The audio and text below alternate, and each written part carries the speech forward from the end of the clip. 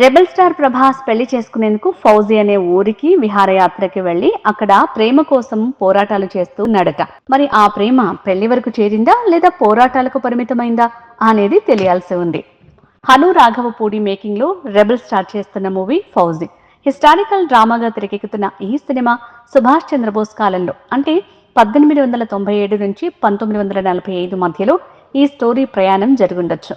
అలా ఆ టైం అంటే మనకి స్వాతంత్ర్యం రాకముందు జరిగిన ఓ లవ్ స్టోరీగా హను రాఘవపూడి ప్రభాస్తో ఈ సినిమా తెరకెక్కిస్తున్నారట.